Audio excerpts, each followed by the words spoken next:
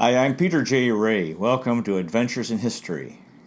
Today's topic is the 1959 Cleveland Indians AL-MLB baseball season. Again, the Tribe was playing in the American League, the junior circuit of Major League Baseball. And home games were played at Cleveland Municipal Stadium downtown, where First Energy Stadium now stands. The Tribe had an outstanding year in 1959. They finished in second place with a record of 89-65. 24 games over 500, winning percentage of .578, 5 games out of first. The first place team was the Chicago White Sox, who are 94-60, winning percentage of .610. Second place, the Cleveland Indians, 89-65. Third place, the New York Yankees, 79-75, winning percentage of .513, 15 games out. Fourth place, the Detroit Tigers, 76-78. Fifth place, the Boston Red Sox, 75-79. Sixth place, the Baltimore Orioles, 74-80. Seventh place, the Kansas City Athletics, 66-88. And eighth and last place, the Washington Senators, 63-91, winning percentage of .409, 31 games out of first. Tribe attendance for 1959 was 1,497,976 for an average of 19,454 per game, and that was up 830,000 from 1958. The Tribe had a hot start, was in first place for all but 12 days until July 16th. August 28th to the 30th was a key 4-game series, Tribe and White Sox at the stadium, and the White Sox won all 4 of those games. 70,398 came to the first game to see Mudcat Grant, the starting pitcher, lose that game 7-3. The second game, Jim Perry lost 2-0. Tribe led the American League with 745 runs scored and 167 home runs. There was an old-timers game in August at Yankee Stadium, and Mrs. Babe Ruth, Mrs. Lou Gehrig, and Mrs. John McGraw came to the after party. It was very nice. The Red Sox in 1959 had their first black player, Pumpsie Green, and they became the last MLB team to integrate. Peter Golenbach wrote, quote, "Spring arrived in 1959, and millions of Americans threw their backs out of whack spinning hula hoops. On May 20th, the Yankees were in last place, and Golenbach wrote, quote, Yankee haters all over the league were gleeful. The Yankee fans, the poorest losers in America, booed their fallen heroes more than anyone. Mickey Mantle, in particular, playing in pain, absorbed one of the fiercest booings in the history of professional sports." Regarding Yankee reliever Ryan Duran, Yankee manager Casey Stengel said, quote, "He's the most exciting thing in baseball. When he hops over the bullpen gate, the folks stop eating their peanuts." Again, the head of the leadership group for the Tribe in 1959 was William R. Daley, who was the principal Tribe owner from 1956 to 1962. William R. Daley. Frank Lane was back as Tribe general manager, and he was the Tribe GM from 1958 to 1960. Morris Eckhouse wrote, quote, "In just 3 years, Frank Lane had orchestrated an impressive turnaround in Cleveland's baseball fortunes. When he arrived, attendance was in decline, and an aging team was in need of reinforcements. By 1959, the Indians had rebounded to have the second-best attendance in the American League behind the Yankees, and the fourth-best in the majors behind New York, Los Angeles, and Milwaukee. He had assembled an exciting, competitive team. Frank Lane had a long-standing public feud with Yankee manager Casey Stengel. Frank Lane. Now, the radio broadcasters included Jimmy Dudley on WERE Radio. Dudley was a Tribe radio broadcaster from 1948 to 1967. Jimmy Dudley. His partner on WERE Radio was Bob Neal, and Neal was a Tribe TV and radio broadcaster from 1952 to 1953, and from 1957 to 1972, Bob Neal. On television, Ken Coleman was a Tribe TV broadcaster on WEWS-TV. Coleman was a Tribe TV broadcaster from 1954 to 1963. He was a Cleveland Browns broadcaster from 1952 to 1965, and he was the father of Casey Coleman, who was a longtime Cleveland sports and newscaster, Ken Coleman. His partner on television was Bill McColgan, on WEWS-TV. McColgan was a Tribe TV broadcaster from 1958 to 1960. Bill McColgan. Joe Gordon was back as Tribe manager. Gordon was a Tribe player from 1947 to 1950. He was an important part of the 1948 World Series champion team. He was a Tribe manager from 1958 to 1960. He's in the Tribe Hall of Fame and the Baseball Hall of Fame. Joe Gordon. Mel Harder was back as Tribe pitching coach. Harder was a Tribe player from 1928 to 1947, Tribe pitching coach from 1948 to 1963. He was a Tribe interim manager for the last game of the 1961 season and the last 2 games of the 1962 season, and his record as manager was 3-0. He threw out the first pitch at Cleveland Municipal Stadium in 1932 and the last ceremonial pitch at the stadium in 1993. Mel Harder. Red Kress was back. Kress was a Tribe coach from 1953 to 1960. Red Kress. Bob Lemon was a coach in 1959. Lemon was a Tribe player from 1941 to 1942 and from 1946 to 1958. And he was a Tribe coach from 1959 to 1960. Lemon was a key player for the 1948 World Series champions Cleveland Indians. Bob Lemon. Bill Loeb was back. Loeb was a Tribe coach from 1951 to 1959. He won an American League title in 1954 with the Tribe. This was the end of his time in Cleveland. He died in 1969 at age 56 in Cleveland. Bill Loeb. JoJo White was a new coach. White was a Tribe coach from 1958 to 1960. White was born in 1909 in Red Oak, Georgia, and died in 1986 in Tacoma, Washington at age 77. During his playing career, he batted .256 with 8 home runs, 229 RBIs, and 92 stolen bases. He played for the Detroit Tigers, Philadelphia Athletics, and Cincinnati Reds from 1932 to 1944. He was a Tribe manager for 1 game in 1960 and was 1-0. And when he was after Tribe manager Joe Gordon was traded to Detroit for Detroit manager Jimmy Dykes, and then Gordon went to Detroit, and Luke Appling. Gordon went to Detroit. And Luke Appling came to Cleveland as a coach, and then White ended up going with Joe Gordon. So he ended up going along with that trade. JoJo White was a coach for the Cleveland Indians, Detroit Tigers, Kansas City Athletics, Milwaukee Braves, and Atlanta Braves, and Kansas City Royals from 1959 to 1969. He won a World Series title as a player in 1935 with the Tigers.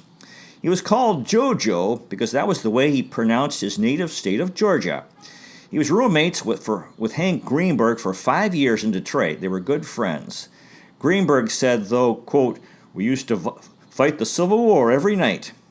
And White said to Greenberg, "I thought all you Jews had horns on your head." In 1938, Tigers were frustrated, were not playing well, and White was frustrated by not playing. He wasn't playing well, had a few drinks on the train, and decided to attack the manager Del Baker's new felt hat. And as a result, he was traded to the Seattle Rainiers in the Pacific Coast League. He was a scout and manager in the minors, third base coach, and a longtime associate of Joe Gordon. He was the only game as a manager for the Tribe. Mudcat Grant was the winning pitcher, and Ken Aspermani hit a home run and 3 RBIs. White's son, Mike White, was an MLB player from 1963 to 65 with the Houston Colt 45s and the Houston Astros. JoJo White played in the minors for the Evansville Hubs, Carrollton Frogs, and he is not the Boston Celtics NBA star from the 1970s. Was a guy who had the same name, JoJo White. Now the Tribe starting lineup, Russ Nixon was the catcher. Nixon batted .240 with 62 hits. He scored 23 runs, 10 doubles, 3 triples, a home run, 29 RBIs, 15 walks in 82 games. Nixon was with Cleveland from 1957 to 1960. Russ Nixon. Vic Power was at first base. Power batted .289 with 172 hits. Really good. He scored 102 runs, 31 doubles, 6 triples, 10 home runs, 60 RBIs. 9 stolen bases, 40 walks in 147 games. Power was with Cleveland from 1958 to 1961, and he played in the 1959 All-Star Game. Vic Power. Billy Martin was at second base. Martin batted .260 with 63 hits. He scored 37 runs, 7 doubles, 9 home runs, 24 RBIs, 8 walks in 73 games. Martin was born in 1928 in Berkeley, California, and died in 1989 in Johnson City, New York at age 61. During his playing career, he batted .257 with 64 home runs and a number of RBIs. He was also a longtime manager, and his record was 1,253 and 1,013 for a winning percentage of .553. As a player, he played for the New York Yankees, Kansas City Athletics, Detroit Tigers, Cleveland Indians, Cincinnati Reds, Milwaukee Braves, and Minnesota Twins from 1950 to 1961. He was a coach for the Twins from 1965, manager of the Minnesota Twins. He was manager for the Minnesota Twins, Detroit Tigers, Texas Rangers, New York Yankees, and Oakland Athletics from 1969 to 1988. He was an All-Star in 1956, and with the Yankees, he won 5 World Series titles as a player from 1951 to 53, and 1956, and 1977 as the Yankee manager. The Yankees retired as number 1, and he's a Monument Park honoree at Yankee Stadium. Martin was a scrappy infielder. As a manager, he made bad teams good, but would get fired amid dysfunction, and he suffered from alcoholism and did not recover. He learned much from Casey Stengel. He was a manager in the minors for Oakland, or was his manager in the minors for Oakland Oaks. For the Yankees, in Game 7 of the 52 World Series, he made a spectacular catch to save the series. In 1953, he was the World Series MVP. He was in the U.S. Army in 1954 and 55. In 1957, at the Copacabana nightclub, there was a brawl involving Yankee players, and he was considered a bad influence on Mickey Mantle, and as a result was traded to the Kansas City A's. In 1969, with the Twins, he was manager, and they won the American League West title. In 1972, as manager of the Tigers, he won the American League East title. With the Yankees, he won American League titles in 1976 and 77. He was in conflict with Reggie Jackson and George Steinbrenner, a player and the owner. In 1978, he was fired, and a week later, it was announced at Old Timers Day that he would be the Yankee manager of the future when he ran out onto the field. He died in a car accident on Christmas Day night. He's finally remembered by Yankee fans. Martin had a troubled childhood without a father. He would get into fights. Casey Stengel became like a father to him. In August of '58, with the Tribe, he did not want to wear a batting helmet, and he got hit by the pitch and got a broken cheekbone. He was out the rest of the year. He's a manager for the Texas Rangers as well. 1974, he was as manager of the Rangers. And in '75, he was in conflict with Rangers owner Brad Corbett. And July 20th, he ordered the public address announcer to play "Thank God I'm a Country Boy" during the 7th inning stretch, rather than "Take Me Out to the Ball Game," which had been ordered by the owner, Brad Corbett, and he was fired after that. He became manager of the Yankees in '75, and he said, quote, "The only job, the Yankee job, this is the only job I ever wanted." 1976 with the Yankees, he won an American League title, their first since 1964. June 18th, '77, there was a Yankee-Red Sox game at Fenway Park. The game was on national television. There was a hit to right field that went through Reggie Jackson's legs, and Martin decided to replace Jackson in the middle of the half inning. And so he sent Paul Blair out to right field, which was really, he shouldn't have done that because that's embarrassing to the player. Jackson came in and almost had a fight with Martin in the dugout. Big drama. I said he was fired in '78 and announced at Old Timers Game that he would be the manager in 1980. In 1979, he was in a fight with a marshmallow salesman. In 1983, he was involved with the Yankees and George Brett, the Pine Tar incident, when George Brett hit a home run, and then Martin said, "Oh, the Pine Tar is too far down," and the umpires upheld it. It was a big story. Again, the Yankees, when they retired his number 1 in 1986, he said, quote, I may have not have been the greatest Yankee to put on the uniform, but I was the proudest. Billy Martin and George Steinbrenner, the owner, made Taste Great, less filling Miller Lite beer commercials. And he was compared to Hernando Cortez, the conquistador who burned his own ships after arriving in Mexico, forcing his soldiers to either conquer the Aztec Empire or die. Quote, that was Billy Ball, 16th century style. Martin, quote, without question, one of the most magnetic, entertaining, sensitive, humane, brilliant, generous, insecure, paranoid, dangerous, irrational, and unhinged persons. Billy Martin. Woody Held was at shortstop. Held batted .251 with 132 hits. He scored 82 runs, 19 doubles, 3 triples, 29 home runs, 71 RBIs, a stolen base, 46 walks, 118 strikeouts in 143 games. Held was a Tribe player from 1958 to 1964. What a tremendous year for Woody Held. George Strickland was at third base. Strickland batted .238 with 105 hits. He scored 55 runs, 15 doubles, 2 triples, 3 home runs, 48 RBIs, a stolen base, 51 walks in 132 games. Strickland was a Tribe player from 1952 to 57 and from 1959 to 1960. He was a Tribe coach from 1963 to 69 and a Tribe interim manager during the 1964 and 66 seasons. George Strickland. Minnie Minoso was in left field, and Minoso batted .302 with 172 hits. He scored 92 runs, 32 doubles, 21 home runs, 92 RBIs, 8 stolen bases, 54 walks in 148 games. Minoso was with Cleveland in 1949, 1951, and from 1958 to 1959. This was the end of his time in Cleveland. His MLB career continued until 1980. He's in the Mexican Baseball and Baseball Halls of Fame. He appeared in the 1959 All-Star Game. Minoso said, quote, on January 1, 1959, Fidel Castro took over the reins of government in my native Cuba. Things would never be the same again in the land of my birth. When I became convinced beyond doubt that Fidel Castro would take all freedom away from the Cuban people, I made up my mind to leave. My family and I lost nearly every stitch of property we owned.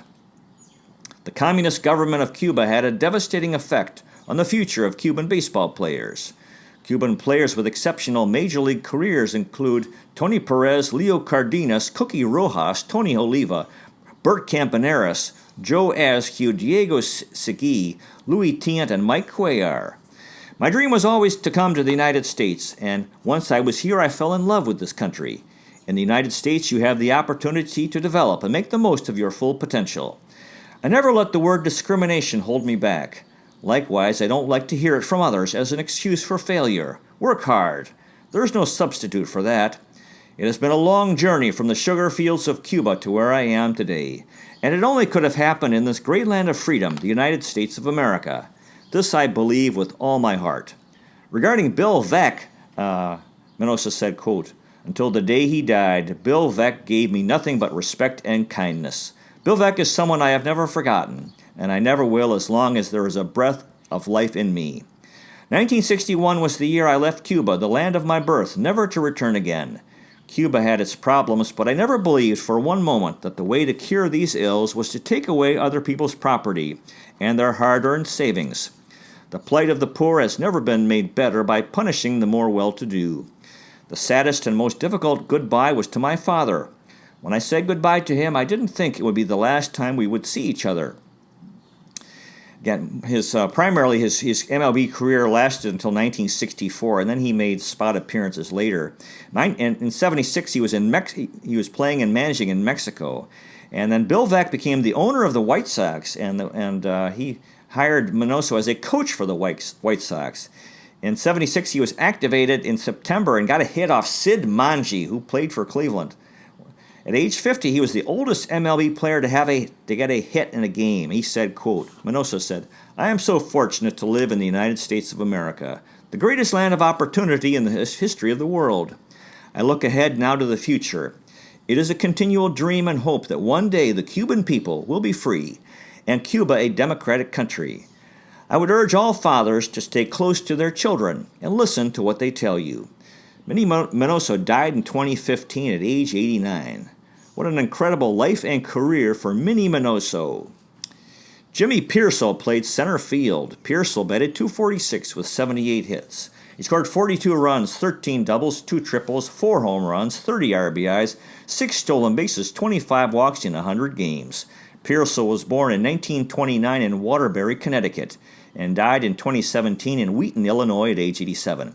For his career, he batted .272 with 104 home runs and 591 RBIs.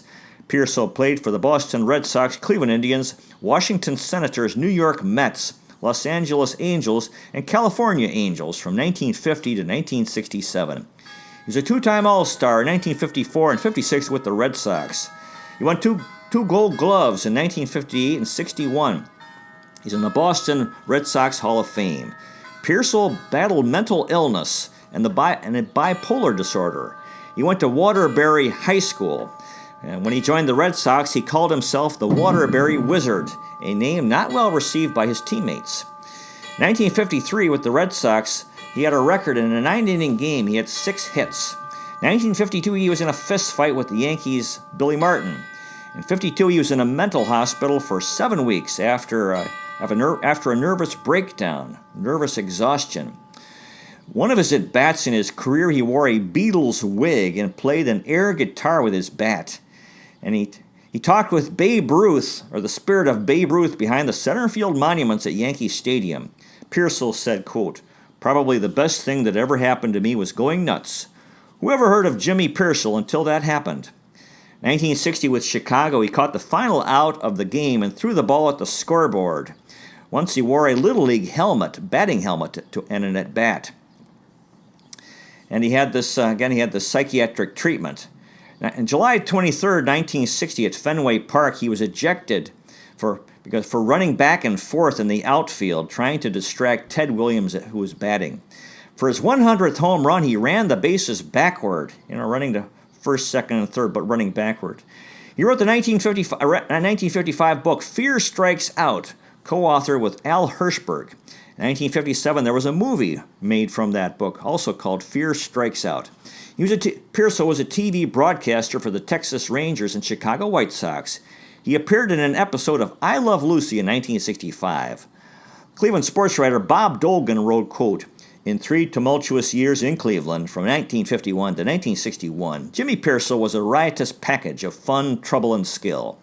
In 2001, Piersall said, quote, "I'm doing better than most of the guys who said I was crazy." He wrote a book in 1986 called The Truth Hurts. Tito Francona said, quote, "I remember a game in Yankee Stadium where he ran to second base and did jumping jacks. He once ran to first with his arms spread, imitating an airplane. I read Fear Strikes Out, the Jimmy Piersall story with Jim Piersall and Al Hirschberg, 1955. Piersall was famous for his crazy antics with the Red Sox. Piersall said, quote, "My wife knew I was sick, yet she was helpless to stop my mad rush towards a mental collapse." He was hospitalized in 1952, but recovered. Piersall wrote, quote, "I am telling my story, for I want the world to know that people like me, who have recovered from the half-world of mental oblivion, are not forever contaminated. We have been sick. The best way to help us get well and stay well is to treat us like human beings. There's no better therapy than understanding. I have received my share of that, for which I thank God every day of my life." At age 7, Piersall's mother was hospitalized for mental illness, and as he growing up, his mother was in and out of the mental hospital. Piersall said, quote, "At age 9, I was a bundle of nerves. Outside of the everlasting worry about my mom, my biggest concern was whether or not I'd ever be big enough or good enough to play Major League Baseball. It became the one burning ambition of my life. My father's praise meant more than anything else to me." Regarding high school, Piersall wrote, quote, "I couldn't stay still longer than a few minutes at a time. I had to be on the go all the time. I couldn't sit through a movie." Then he was playing in the minor leagues. He said, quote, "My perpetual moving around, my constant yelling, and my everlasting restlessness, and my eternal rush to get things done." Again, he had his breakdown in 1952 and recovery, and his doctor said, quote, "It's that fear you have to avoid. You worried yourself into the hospital by being afraid of the future. You thought the whole world was against him. Piersall got shock treatments, and he lost the memory of 7 months of his life.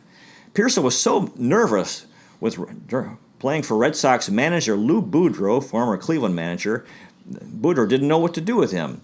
During his breakdown with the Red Sox, at one point he was hanging from the dugout roof with one hand and swinging like a monkey. One of his antics, when a relief pitcher was brought into a game in the bullpen car, he would act like a hitchhiker trying to thumb a ride. Piersall said, quote, "The fans loved it." Warren Brown, for the Chicago American Herald, wrote, quote, "Comiskey Park fans all over the park were completely captivated by Jimmy Piersall's antics. The ovation he got was as great as anything ever recorded, a Ted Williams or a Joe DiMaggio." Sports writer Bob Addy wrote of the Washington Times-Herald, quote, "The newspapermen in Boston talk of Piersall as one speaks of an incorrigible child, tusking some of his exploits, yet taking pride in his deviltry." Lou Boudreau got fed up with Piersall and sent him to the minor leagues. Roger Burtwell wrote, quote, "The move was like sending William Shakespeare out to write obituaries on a country weekly." So Piersall returned in 1953. George Suss, who was a Tribe coach and by 1953 was a Red Sox coach, was a big help to him. Piersall said, quote, "Any apprehensions I might have had melted the minute I shook hands with this warm, sympathetic man." One point he was heckled in Cleveland playing for Boston, and the fan said at the stadium here, quote, "Hey, screwball, look out for the man in the white suit." Piersall answered, "I turned around to the guy in the stands and yelled, 'How'd you like to make the dough this screwball's making?'" A roar of laughter drowned out the heckler's voice. Casey Stengel said, quote, "Jimmy Piersall's the best right fielder I've seen anywhere." Piersall was an outstanding defensive outfielder. And he made his comeback. 1953, he was the Red Sox Player of the Year. Regarding his mental illness and recovery, Piersall said, quote, "God helped me face the situation, and he led me out of it. I know he'll keep me out of it. Just telling him my troubles is enough to relax me. There's no situation you can't face if you make up your mind to face it. When they say about me, is he really nuts? I can say I worked hard all my life. I fought my fears, and I was determined to win, and I'm a happy man." Jimmy Piersall. Rocky Colavito was in right field. Colavito batted .257 with 151 hits. He scored 24 doubles, 42 home runs, 111 RBIs. Wow, 3 stolen bases, 71 walks, and struck out 86 times in 154 games. Colavito was a Tribe player from 1955 to 59, from 1965 to 67. He was a Tribe coach in 1973 and from 1976 to 1978, and a Tribe broadcaster from 1975 to 76. He's in the Tribe Hall of Fame. He made the 1959 All-Star game. On June 10th, the Tribe was playing the Orioles in Baltimore, and Colavito became the 6th player in MLB history to hit 4 home runs in one game. And they were consecutive home runs. So that was something. He tied Harmon Killebrew for the home run title at 42 for the American League. Colavito was supposed to appear on the Ed Sullivan Show the following Sunday after his 4 home run game. However, the Tribe had a 14-inning game, and Colavito didn't make it to New York in time and did not appear. At the end of that show, Ed Sullivan said, quote, "Good night, Rocky Colavito, wherever you are." Before he hit his 4th home run, his teammate and good friend Herb Scorer said, quote, "Go up there and hit the 4th one." Colavito said, "I'll be happy to get a single." Scorer responded, "Bull, go up there and do it." And he did it. "Don't knock the rock" became a popular civic byword in Cleveland. Regarding his 4 home run night, Colavito said, quote, My son Stevie remembers the night I did it in Baltimore better than anyone. Every anniversary of that game, he gets another picture of me made and framed that says, Happy 42nd, or whatever year it is, which I think is a beautiful thing. Rocky Colavito. Tito Francona was a utility player. Francona batted .363. Wow. With 145 hits. He scored 68 runs, 17 doubles, 2 triples, 20 home runs, 79 RBIs, 2 stolen bases, 35 walks in 122 games. Francona was born in 1932 in Alkippa, Pennsylvania, and died in 2018 in New Brighton, Pennsylvania at age 84. For his career, he batted .272 with 125 home runs and 656 RBIs. Francona played for the Baltimore Orioles, Chicago White Sox, Detroit Tigers, Cleveland Indians, St. Louis Cardinals, Philadelphia Athletics, Atlanta Braves, Oakland Athletics, and Milwaukee Brewers from 1956 to 1970. He was an All-Star in 1961 with the Tribe. He's the father of current Tribe manager Terry Francona. Tito Francona was in the U.S. Army for 2 years. In 1959 with the Tribe, he was 34 at-bats short of qualifying for the American League batting title, which he would have won because he had a higher average than Harvey Keene, who won the title with a .353 average. After he retired as a player, he was the director of Parks and Recreation in New Brighton, Pennsylvania, and retired from that job in 1997. The minors, he played for the Vancouver Mounties. He was the 1959 Tribe Man of the Year. His son Terry was born on April 22, 1959. Francona said, quote, "When Terry and the Red Sox won the World Series in 2004, it was almost as great a thrill for me as it was for him." Regarding the 1959 Tribe, Tito Francona said, "We could have won it. Okay, maybe we should have won it. We had the best team." Tito Francona. Jim Baxes played some infield. Baxes batted .239 with 59 hits. He scored 35 runs, 11 doubles, 15 home runs, 34 RBIs, 21 walks in 77 games.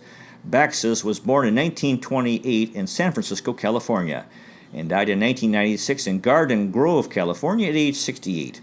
For his career, he batted .246 with 17 home runs and 39 RBIs. Baxes played for the Los Angeles Dodgers and Cleveland Indians in 1959.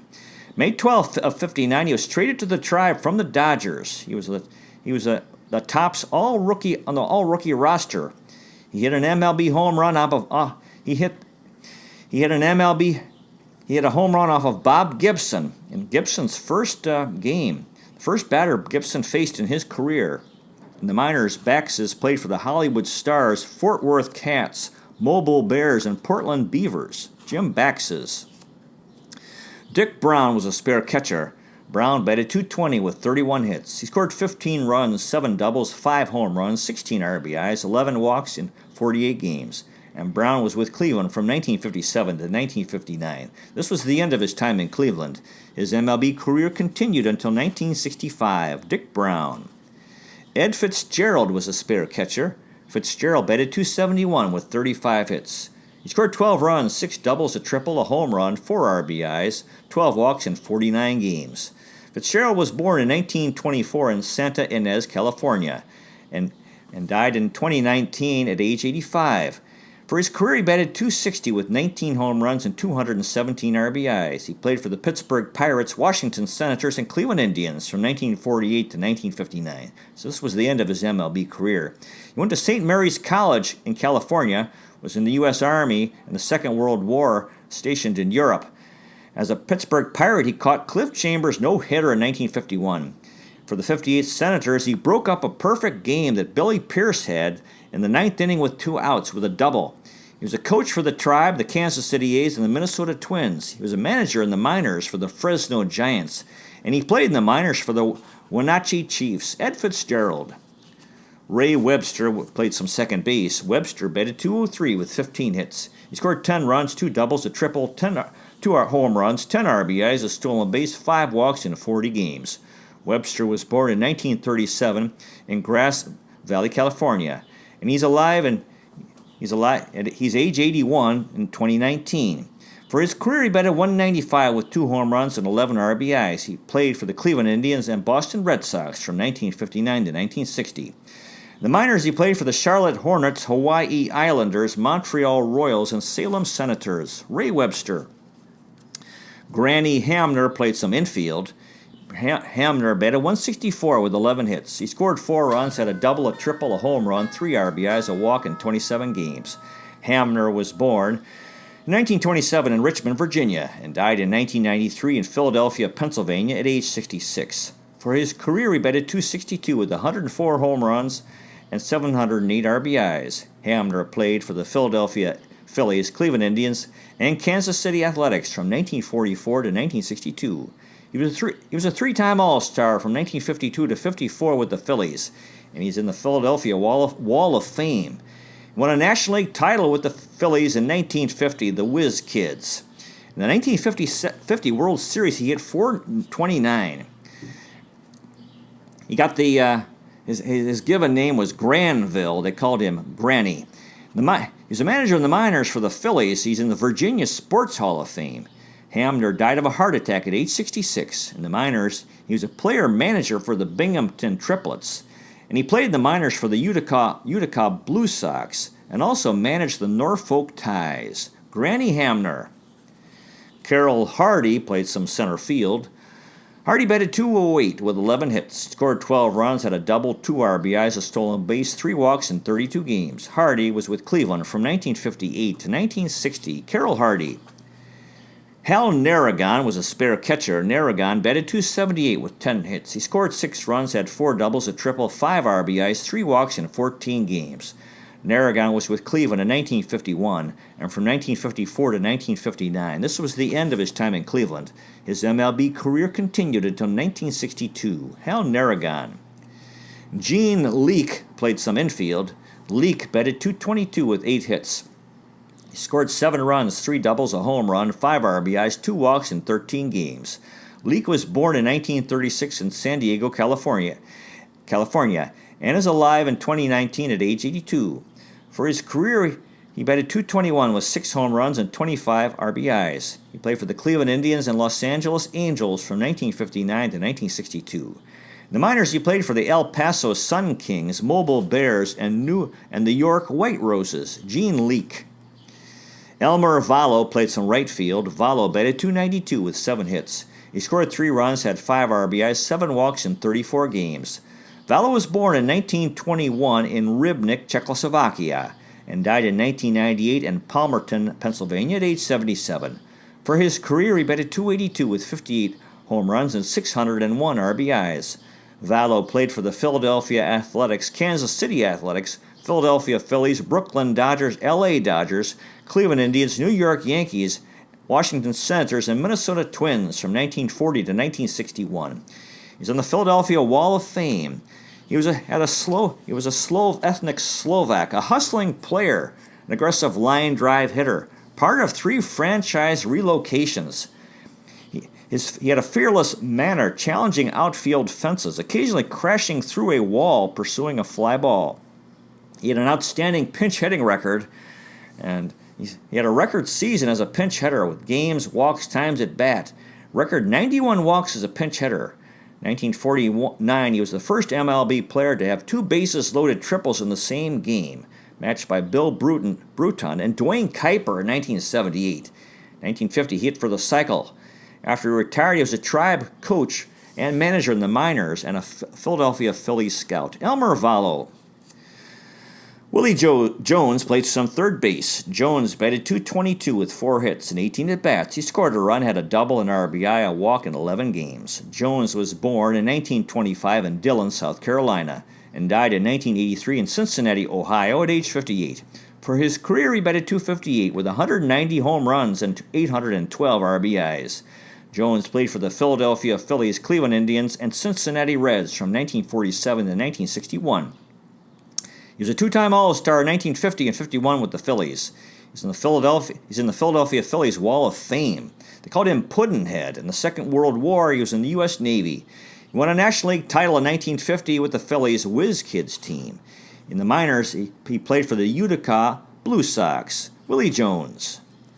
Billy Moran was a middle infielder. Moran batted .294 with 5 hits and 17 at-bats. He scored a run, had 2 RBIs in 11 games. Moran was with Cleveland from 1958 to 1959, and from 1964 to 1965. Billy Moran. Gordy Coleman played some first base. Coleman batted .533 with 8 hits and 15 at-bats. Wow. He scored 5 runs, had a triple, 2 RBIs, a walk in 6 games. Coleman was born in 1934 in Rockville, Maryland, and died in 1994 in Cincinnati, Ohio at age 59. For his career, he batted .273 with 98 home runs and 387 RBIs.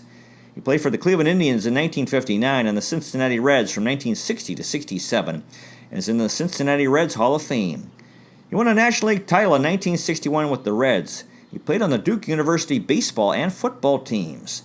He was in the U.S. Army from 1957 to 58. In 1959 with the minors, playing for the Double-A Mobile Bears, he won the Triple Crown, batted .353 with 30 home runs and 110 RBIs. His MLB debut was on September 19, 1958. After he retired, he worked in public relations for the Cincinnati Reds and was the director of the team's Speakers Bureau. He also did TV color commentary for the Reds from 1990 to 1994 and died of a heart attack at age 59. Gordy Coleman. Don Dillard batted .400 with 4 hits and 10 at-bats. He had an RBI in 10 games. Dillard was born in 1937 in Greenville, South Carolina, and he's alive today in 2019 at age 82. For his career, he batted .244 with 14 home runs and 47 RBIs. Dillard played for the Cleveland Indians and Milwaukee Braves from 1959 to 1965. In the minors, he played for the Montgomery Rebels, Jacksonville Suns, Atlanta Crackers, and Toledo Mud Hens. Don Dillard. Jim Bolger played some outfield. Bolger batted 7 times, did not have a hit, walked once, and struck out once. Bolger was born in 1932 in Cincinnati, Ohio, and today he's alive at age 87. For his career, he batted .229 with 6 home runs and 48 RBIs. He had a fielding percentage of .961 with 340 putouts in his career. Bolger played for the Cincinnati Reds, Chicago Cubs, Cleveland Indians, and Philadelphia Phillies from 1950 to 1959. In 1956 in the Pacific Coast League, he played on the All-Star team and batted .326 with 28 home runs and 147 RBIs. He played for the Los Angeles Angels. In the minors, he played for the Little Rock Travelers, Tulsa Oilers, and Burlington Flints. Jim Bolger. Randy Jackson, Handsome Ransom Jackson, batted .143 with 1 hit in 7 at-bats. He struck out once in 3 games. Jackson in 1951 with the Dodgers on May 16th, he had no home runs and a batting average of .200. And that day he had 2 chocolate donuts for breakfast. And that day he had 2 home runs and 4 RBIs. And he said, quote, 2 chocolate donuts, 2 home runs. That's it. The secret is chocolate donuts. The next day he had 2 chocolate donuts again, had a home run and 2 singles. And he said, quote, my batting slump was over. The chocolate donuts were my secret weapon, and I didn't want to talk about it. Nobody would have believed me anyway. The next day he had the 2 chocolate donuts, had 3 hits, and scored 2 runs and had a home run. He said, quote, I continued eating chocolate donuts, but I didn't hit any more homers the rest of the month. Of course, the donuts didn't have anything to do with my home run rampage, but they sure did taste good. Sports writers wrote about Jackson that he had a, quote, a lugubrious mean and a languorous approach to baseball. Jackson said, quote, I wasn't exactly sure what that meant, but I know it wasn't flattering. With the LA Dodgers in 58, they had movie stars at the games in Los Angeles. Dean Martin, Jerry Lewis, Cary Grant, Jimmy Stewart, Burt Lancaster, Bing Crosby, Milton Berle, Groucho Marx, Jack Lemmon, Walter Matthau, Lana Turner, and others. Jackson said, quote, I was batting .185 when I was sold to the Cleveland Indians in early August 1958. I was healthy and anxious to play again, but I was going to miss the star watching in L.A. In Cleveland, there were no movie stars to watch. Bob Hope, the city's adopted son and most famous star, left for Los Angeles long before the Dodgers. Jackson was with Cleveland from 1958 to 1959. 1959 was his last year in MLB. Jackson said, quote, memories are life, far more important than any scrap of paper. Randy Jackson. The ace of the pitching staff for the Tribe in 59 was Cal McClish, Calvin Coolidge, Julius Caesar, Tecumseh McClish. McClish was 19-8 with an ERA of 3.63, 35 games, 32 starts, 13 complete games, a save, 235 and a third innings, pitched in 113 strikeouts. McClish batted .189 with 14 hits. He scored 8 runs, had 2 doubles, a triple, 8 RBIs, a stolen base, 4 walks, and struck out 25 times. McClish was with Cleveland from 1956 to 1959. This was the end of his time in Cleveland. His MLB career continued until 1964 as a player and as a coach until 1982, and he played in the 1959 All-Star Game. Cal McClish. Gary Bell was 16-11 with an ERA of 4.04, 44 games, 28 starts, 12 complete games, a shutout, 5 saves, 234 innings pitched, and 136 strikeouts. Bell batted .240 with 18 hits. He scored 8 runs, had 2 doubles, 6 RBIs, 3 walks, and struck out 19 times. Bell was with Cleveland from 1958 to 1967. Gary Bell. Herb Score was 9-11 with an ERA of 4.71, 30 games, 25 starts, 9 complete games, a shutout, 160 and 2/3 innings pitched, and 147 strikeouts. Score batted .096 with 5 hits and 52 at-bats. He scored a run, had an RBI, walked twice, and struck out 22 times. Score was with Cleveland from 1955 to 1959. This was the end of his time in Cleveland. His MLB playing career continued until 1962. He was a Tribe TV and radio broadcaster from 1964 to 1997. His last game as a broadcaster was Game 7 of the 97 World Series. He's in the Tribe Hall of Fame and is buried in Lakewood Park Cemetery in Rocky River, Ohio. Herb Score. Don Ferraris was 5-3 with an ERA of 3.20, 15 games, 10 starts, 4 complete games, 76 innings pitched, and 45 strikeouts. Ferraris batted .259 with 7 hits. He scored a run, 4 doubles, 4 RBIs, and struck out 9 times. Ferraris was with Cleveland from 1958 to 1959. This was the end of his time in Cleveland. His MLB career continued until 1962. Don Ferraris. The closer was Dick Brodowski, who was 2-2 with an ERA of 1.80, 18 games, 5 saves, 30 innings pitched, and 9 strikeouts. Brodowski batted .333 with 2 hits and 6 at-bats. He scored 2 runs and struck out once. Brodowski was with Cleveland from 1958 to 1959. This was the end of his MLB career. Dick Brodowski. Jim Mudcat Grant was a starter and reliever. He was 10-7 with an ERA of 4.14, 38 games, 19 starts, 6 complete games, a shutout, 3 saves, 165 1/3 innings pitched, and 85 strikeouts. He batted .200 with 11 hits. He scored 5 runs, had a home run, 6 RBIs, 2 walks, and struck out 16 times in 42 games.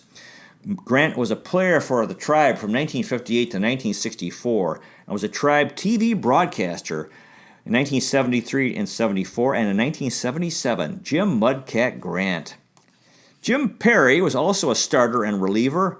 Perry was 12-10 with an ERA of 2.65, 44 games, 13 starts, 8 complete games, 2 shutouts, 4 saves, 153 innings pitched, and 79 strikeouts.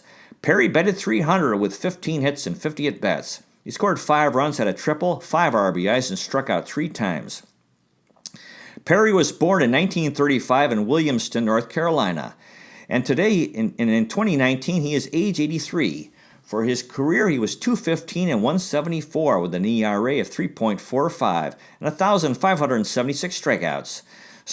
Perry played for the Cleveland Indians, Minnesota Twins, Detroit Tigers, Cleveland Indians, and Oakland A's from 1959 to 1975. He was a 3-time All-Star in 1961 with the Tribe and in 1970 and 71 with the Twins. He won the American League Cy Young Award in 1970, 2-time American League wins leader in 1960 and 1970.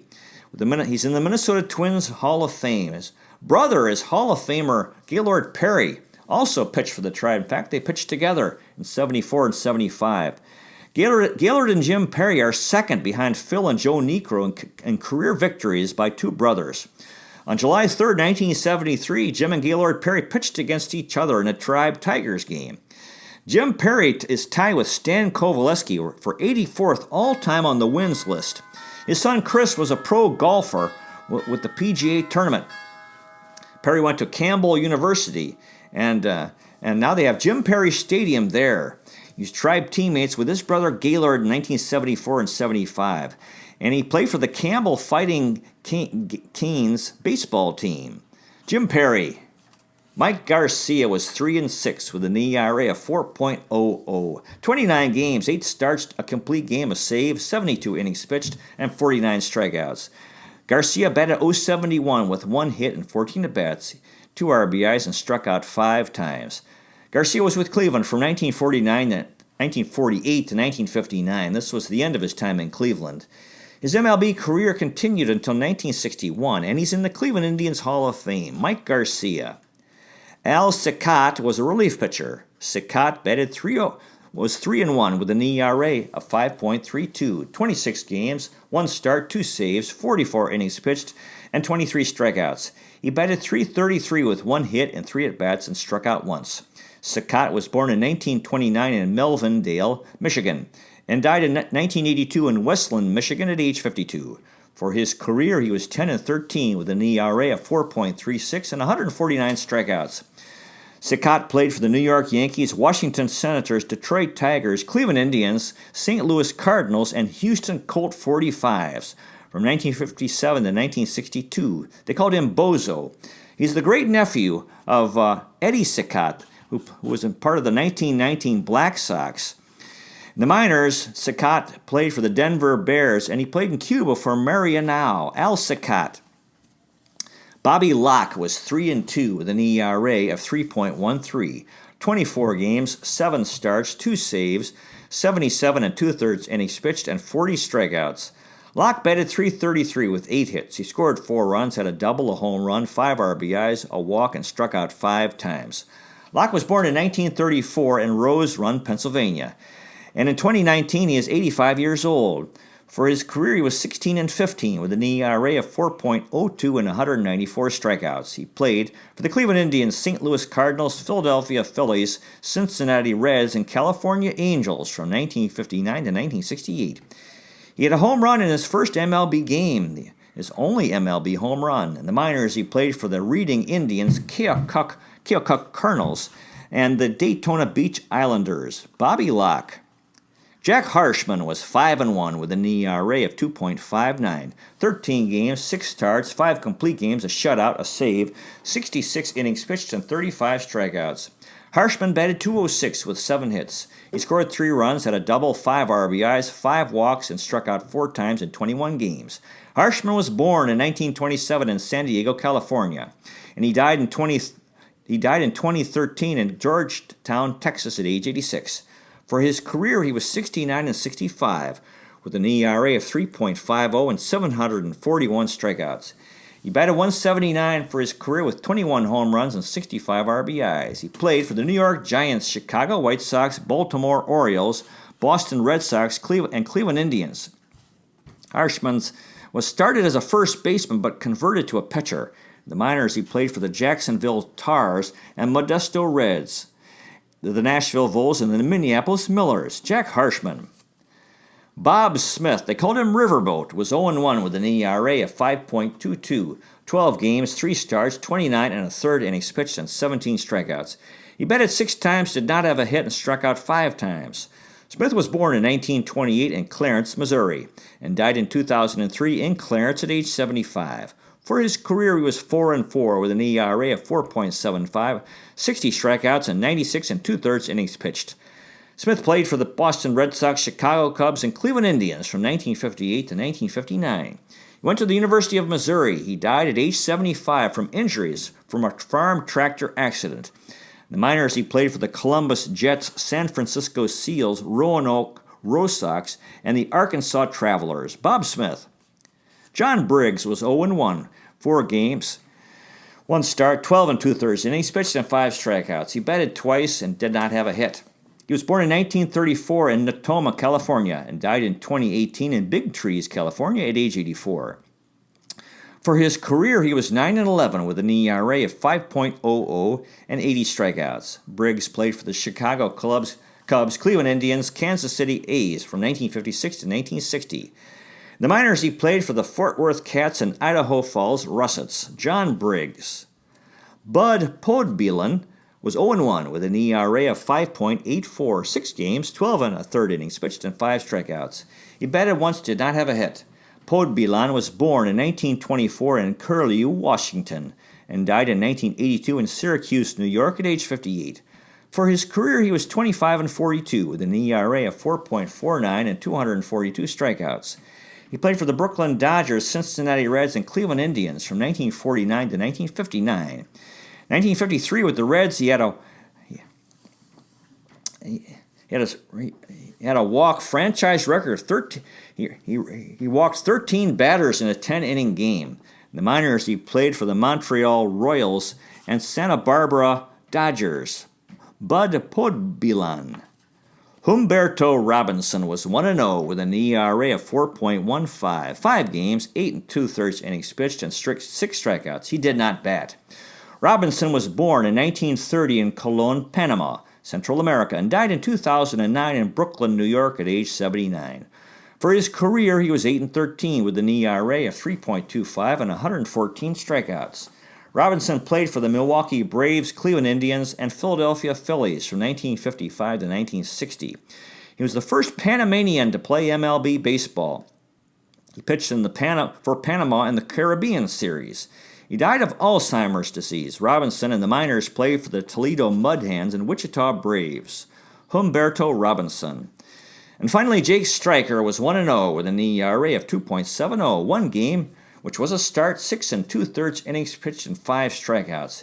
He batted once, did not have a hit, walked once, and struck out once. Stryker was born in 1933 in New Washington, Ohio, and died in 2013 in Dallas, Oregon at age 79.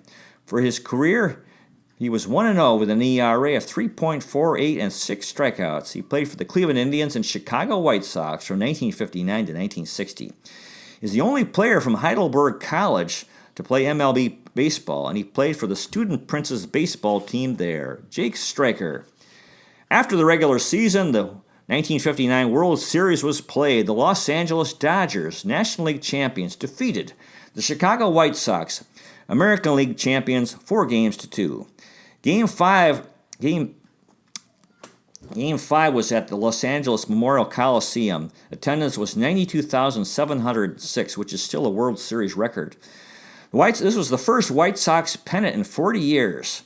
It was the first LA Dodgers World Series title. Hall of Famers in the 59 World Series for the Dodgers: Walt Alston, manager, and players Don Drysdale, Sandy Koufax, Duke Snider. And for the White Sox, Al Lopez, manager, and players Louis Aparicio, Nellie Fox, and Early Wynn. The White Sox owner was Bill Vack, and the GM was Hank Greenberg. So a lot of and the star pitcher was Early Wynn. So a lot of big Cleveland connection for the 59 White Sox. Their nickname was the Go-Go White Sox. They had 113 stolen bases, 3 times the American League average. Early Wynn was the ace pitcher. He won 22 games. It was his 19th MLB season. There was like the 1954, there was a parade for Al Lopez in Tampa after the World Series, even though the White Sox had lost, because he was so popular in Tampa, his hometown. Regarding the 59 White Sox, Al Lopez said, quote, "That club took managing, and I enjoyed that. It took a lot of time to squeeze a run here and get a run there. We didn't have much power. Every game was a struggle to win." After the season was over, Ty Cobb wrote me a nice letter congratulating me on managing the way I did, the old-fashioned way. He claimed that was how they managed in the old days. Scrap for a run, bunt and steal. Read a fine book. The title is Early Win, The Go-Go White Sox and the 1959 World Series by Lou Friedman, 2009. The White Sox clinched the American League pennant with a victory in Cleveland. Lou Friedman wrote, quote, "When the White Sox defeated the Indians, the joy erupted in Chicago, sending fans into the streets to dance and shout. 40 years of pent-up frustration spilled into spontaneous noise-making." Regarding Comiskey Park, Billy Pierce, a pitcher, said, quote, "When we came in for a night game, the aroma of the stockyards was brutal." Lou Friedman wrote, quote, "The White Sox were still haunted by the crimes of the 1919 Black Sox scandal." White Sox pitcher Early Wynn suffered from gout, and a fan sent poems as for consolation, and Wynn said, quote, "I know they meant well, but whenever I see poetry about someone's ailments, I feel the end is drawing near. Quit scaring me." Again, the White Sox owner was Bill Veeck, and a Chicago sports writer wrote, quote, "Bill Veeck created a mood. He changed the whole atmosphere, particularly in the clubhouse. For the first time ever, I heard a White Sox player talk about winning a pennant. Bill Veeck came in and he just excited the entire city. Game 2 of the World Series, Nat King Cole sang the national anthem at Comiskey Park in Chicago. Game 2 of the series, there was a Dodgers home run, and White Sox left fielder Al Smith went back to try to make a play, and a cup of beer fell in his face, and that was a famous photograph. Lou Friedman wrote, quote, "The Chicago White Sox, badly hurt by the banning of players after the 1919 Black Sox scandal, floundered until the 1950s, when they were finally rebuilt. The culminating event was the capture of the 1959 American League pennant, made possible by aging pitcher Early Wynn. Wynn, nearly 40, was the best pitcher in the game that season, winning 22 games in the Cy Young Award. He was the last piece in the puzzle that put the White Sox over the top." Now, the MVPs for 1959 in the American League, Nellie Fox of the Chicago White Sox. In the National League, Ernie Banks of the Chicago Cubs. And the Cy Young Award, just one award at this time, Early Wynn of the Chicago White Sox. So that's the story of the 1959 Cleveland Indians. Had a tremendous season. God bless the guys who played for the Cleveland Indians in 1959, and everyone else associated with the team, including the fans, especially the First World War veterans, Second World War veterans, and Korean War veterans.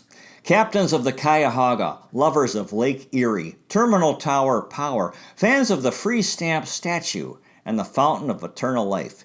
Euclid Avenue Electricity, Severance Hall stalwarts, Cleveland Museum of Art enthusiasts, Rock and Roll Hall of Fame and Museum rebels, Christmas Story House happy people, Museum of Contemporary Art maniacs, Cleveland Botanical Garden goers, Old Arcade admirers, Playhouse Square seers, Settlers Landing Park purists, Western Reserve Historical Society wonders, First Energy Stadium friends, Progressive Field pals, Rocket Mortgage Fieldhouse renegades, Cleveland Valley, Cuyahoga Valley National Park pioneers, Great Lakes Science Center supporters, Holden Arboretum enjoyers.